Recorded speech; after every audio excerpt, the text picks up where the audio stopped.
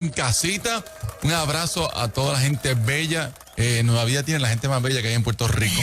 Eso no hay duda alguna. ¿Verdad que qué sí? bendición estar aquí en casita. Y ese tema anterior, qué bendición. Le dije a Juan, eso fue como anillo al dedo. De verdad. Para el tema que quiero desarrollar en esta mañana, no sin antes agradecer el apoyo que ha brindado a esta sección. Gracias por sus comentarios, gracias por sus mensajes, gracias por hacerse parte de esta causa, que es una causa como es Nueva Vida, ¿no? Para católicos, cristianos y gente que no asiste a ninguna iglesia. Eso es Salvemos Puerto Rico. Y esa es la bendición de esta causa, que nos une a todos. Bueno. Si usted cree en que Puerto Rico puede ser un mejor país, únase a la causa de Salvemos Puerto Rico. Amén. Y hoy quiero desarrollar un tema interesantísimo, porque de verdad que el tema anterior, que es sensible, ¿no? Qué manera más bella de llegar al corazón de la gente, a través de una criatura. Ese bebé, esas 4 letras, que mucho significan. Bebé. Es una cosa como que cambió la vida, cambió nuestro entorno, ¿verdad? Como canta Lourdes, una canción que escribió José Vega, cambió el calendario y todo el horario desde que nació. No solamente Cristo en nuestro corazón, sino un hijo en casa, una hija en casa, cambió nuestra historia, cambió nuestra vida para bien, ¿no? Para bien. Y ha sido una bendición. Yo quiero traer en esta mañana un tema titulado Desarrollando una cultura provida en la iglesia. Ajá, wow. ¿Cómo la iglesia puede ser parte de esta cultura provida? Entendiendo qué es cultura. La cultura es lo que define el comportamiento de los pueblos. Usted puede ir a Vietnam y el boricua lo va a ver a 2 millas de distancia, ¿sabe? Cierto, cierto. Ese boricua, no importa cómo, ese es boricua. Por nuestras costumbres, nuestros ademanes, nuestras frases.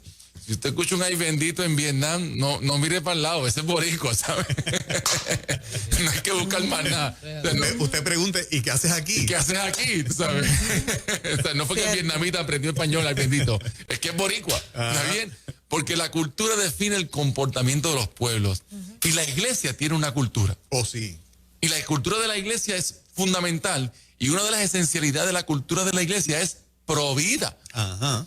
Fíjate, la iglesia no... Cada mensaje de domingo, ¿qué es? Sí. Vida. Ajá. No importa cómo tú lo llames. Correcto. Entendiendo el principio del amor de Dios, comprendiendo la misericordia, comprendiendo cómo iniciar una nueva empresa. Todos son principios que van desarrollados en la vida, en hacer algo, en existir. La iglesia no predica diciendo, pues cuando no exista vas a hacer esto y esto y esto. Porque si no existe, no existe. Es que es provida todo el tiempo. Y hay un pasaje interesante en la palabra del Señor, en 1 de Timoteo, capítulo 3, verso 15, que establece un fundamento sólido de la cultura provida de la iglesia. ¿Basado en qué? Dice, ¿para qué? Si me retraso, sepas cómo deben comportarse las personas en la familia de Dios. Entiéndase la iglesia con I minúscula, la familia de Dios. Esta es la iglesia del Dios, mira la descripción que hace, la iglesia del Dios viviente, columna y fundamento de la verdad. ¿Cuál es el Dios que nosotros creemos? El Dios viviente, vivo. Lo acabamos de celebrar el domingo de resurrección. Van a nuestra fe si predicamos a un Cristo que no ha resucitado. Así que la esencialidad de la cultura de iglesia es del Dios viviente. Y ese Dios viviente es columna y fundamento de la verdad, no de una verdad. Es de la verdad. Es Dios viviente. Cada vez que hablamos de la cultura provida, es inspirado en un Dios que está vivo. Ajá. Esa es nuestra esencialidad como iglesia, de cultura. Hay un pastor de nacionalidad alemán, por no decir que es un pastor alemán, que no vaya a confundirlo con un perro. Con un perro. Pastor alemán. Hay un pastor de nacionalidad alemán que vivió durante lo que fue el holocausto, El holocausto. nazi contra los judíos. Dicho sea de paso, fue partícipe, luego se unió en contra de. Él se llama Martin Niem. Y Martin Niem dijo lo siguiente: primero vinieron por los socialistas y yo no hablé. Ajá. Porque yo no era socialista. Ajá. Entonces vinieron por los sindicalistas y yo no hablé porque yo no era sindicalista. Luego vinieron por los judíos y yo no dije nada porque yo no era un judío. Entonces vinieron por mí Por mí. y no quedaba nadie que hablara por mí. ¿Quién va a llevar el mensaje de la vida si no es quien cree en la esencialidad de la vida, que es la iglesia? Cuando vengan contra nosotros, ¿quién va a quedar? Si nosotros no hablamos del tema. No, la Biblia dice que no te quedes callado. No te quedes callado. Pronuncia las virtudes de aquel que te llamó de las tinieblas a su luz admirable. Y yo quiero rápidamente traer unos 4 postulados que tienen que ver con la ideología de género, porque uno de ellos es fundamental en contra de la vida.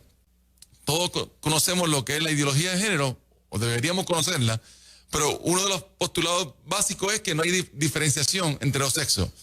Y que si los diferencio, ¿verdad? En el sentido de que son complementarios los sexos, eso es discrimen. A medida que yo diga, tú eres hombre y mujer, eso es discrimen. Número 2, es que la identidad de género es solo un constructo social. Solo constructo social. Lo cual entendemos que es parte de, pero no es lo único que lo define. Tercero, que la orientación y preferencia sexual es un derecho. En la iglesia predicaba cuando en el tiempo de elecciones, es que queremos convertir deseos en derechos. Entonces, vamos a legalizar, mejor dicho, todo tipo de comportamiento. O sea, si mañana alguien siente que debe legalizarse su comportamiento, hay que crear una ley para eso. Pero cuarto, como postulado de la ideología de género, es que el aborto es un derecho de la mujer. Un derecho. ¿Qué hace el aborto? El aborto pone al bebé como una víctima del comportamiento de los adultos. El bebé es la víctima, no es otra cosa. Es el que sufre las consecuencias de las decisiones de otro. Y esto es un postulado fundamental y clásico, si podemos llamar esa palabra, de la ideología del género. Quiere decir que toda persona, y yo no me atrevería a decir eso, que toda persona que cree en la ideología de género está a favor del aborto. Para mí es un absoluto. Pero la mayoría y el postulado principal de esta ideología es ese. Es que está en favor del aborto. Así que Daisy, hablaba con ella ayer del Ministerio CREE, una mujer espectacular, Sí. y me decía esta cita, y es que el pecado no es el bebé. El pecado no es el bebé. Es la fornicación, el adulterio, el sexo fuera del orden divino. Pero quien paga la prenda es el bebé. Pero no es el bebé el problema. No, para nada. Es el comportamiento del adulto. La Biblia dice en Salmo 127, verso 3, que herencia de Jehová son los hijos. Cosa de estima el fruto del vientre. Y yo quiero hablar de 4 componentes esenciales, Juan, Moraim y Fernán, para desarrollar una cultura provida en la iglesia. Si la iglesia lleva un mensaje de vida, yo creo que no puede haber otro enfoque primario en la iglesia que no sea la vida. Yo creo que más allá de hablar de expansión de iglesia, de construcción de nuevos templos, de ministerio, X o Y, si no está impregnada del mensaje de la vida, ¿para qué existe la iglesia? Jesús decía, he venido para que tengan vida y para que la tengan En abundancia. abundancia. Excelente punto. O sea, el propósito del cual Él se despojó de todo fue para traer vida. Sí. Entonces, a veces no podemos entretenernos como iglesia, y yo siempre he sido defensor de la iglesia y lo daré hasta el tuétano. La iglesia ha aportado muchísimo Sí. a este país y al mundo entero. Ajá. Pero la iglesia no puede desenfocarse de que el tema principal, la columna vertebral del mensaje de la iglesia es la vida. Es defender la vida todo el tiempo, todo el tiempo. Y hay 4 componentes que quiero traer para desarrollar esa cultura provida en la iglesia. Número 1 es educar. La iglesia educa y la educación forma al ser humano. Los principios bíblicos que hablan en favor de la vida, sobrepasan los 535 versículos que habla la Biblia sobre lo que es la vida. Entonces yo tengo que como iglesia educar, no solamente a nivel de sermón, sino también a nivel integral de cuál es la importancia y relevancia que tiene la vida para la cultura de la iglesia. Aquí no se habla otra cosa. Es importante que si usted tiene que nacer para cumplir el propósito de Dios en su vida, y defender eso a capa y espada, y defender el mensaje de la vida todo el tiempo. Pero hay que educar, hay que ser más proactivo en la educación, en todo el sentido de la palabra. Número 2 es motivar. Motivar para que la iglesia sea un agente activo y participativo que provoque cambios en la sociedad. Yo felicito a Joan y a Lizzy, senador y representante. Número 1, porque están abriendo surcos. Surcos para las próximas generaciones. Amén, así es. Es una inspiración espectacular. Así es. Para aquel que está estudiando ahora mismo en escuela superior, aquel universitario que está en ciencias políticas o estudiando sociología o leyes o lo que sea, para decir, vale la pena. Fíjate, yo pensaba que estaba solo, pero yo no estoy solo. Hay gente que está defendiendo esta causa. ¿Qué llevó a Alicia y a Joan a la Cámara y al Senado? El mensaje de la vida. Si tú ves la plataforma del Proyecto de Dignidad, su columna vertebral es la defensa del no nacido, de la vida. Correcto. Entonces, la iglesia hay que motivarla desde el punto de vista pastoral y de liderazgo para que sea un agente activo y participativo. La política es uno de ellos, pero también su comunidad, también su lugar de influencia, proyectos que puedan desarrollar, nuevas estrategias de educación, nuevos alcances. La iglesia es un agente de cambio en la sociedad. Lo he citado muchas veces aquí, lo vuelvo y lo cito, una cita del doctor José Batista. La iglesia es la reserva moral de una nación. Es el yunque de Puerto Rico, ¿no? Es lo que nos mantiene ahí conectados. Si no hay iglesia, se pierde la moral. Alguien tiene que levantar el mensaje. Y la iglesia es la reserva moral de una nación. Tercero, es aportar. Y aquí es donde se ponen los huevos a peseta. Aportar. Si yo creo que la vida es el mensaje principal de la iglesia, ese mensaje cuesta. Ese mensaje es gratis en la cruz del Calvario, pero costó. Costó. Es gratis para nosotros. Pero promulgar, expandir este mensaje, cuesta. Cuesta. Hay demasiados que no les gusta ese mensaje y que están en posiciones de poder para impedirlo. Exacto. E invirtiendo. Invirtiendo. Millones de dólares por los pasados tal vez 30, 35 años. Sí. Millones de dólares para impulsar una mentira. Entonces la iglesia que tiene el mensaje de la verdad y de la vida tiene que también invertir en ese mensaje. La iglesia debe evaluar sus presupuestos y destinar fondos para defender la causa de la vida. Yo no puedo predicar desde el altar que Jesucristo es la resurrección y la vida, pero no aporto un chavo a las causas de la vida. Si no ayudo a ministerios que son paraeclesiásticos, ministerios que están caminando al lado de la iglesia para apoyar esto, sea ministerios internos o externos. Pero si en mi presupuesto no está defender la causa de la vida, pues es un mensaje filosófico, lindo, bello, pero no hay acción en el mensaje. Y yo creo que la iglesia también, para mí es un tiene, no un debe. Tiene que incluir dentro de su presupuesto destinar fondos para las causas pro vida. Aquí en Puerto Rico hay varias instituciones, hay varias organizaciones que defienden la vida, que cuidan la vida, no solamente del no nacido, sino niños abandonados, niños que están bajo el cuidado de padres sustitutos. Eso es defender la vida.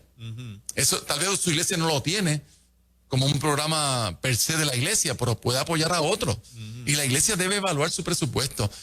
Puerto Rico lleva, creo que fue la semana pasada o hace 2 semanas, 3er, 4 año consecutivo que muere más gente de la que nace. Sí.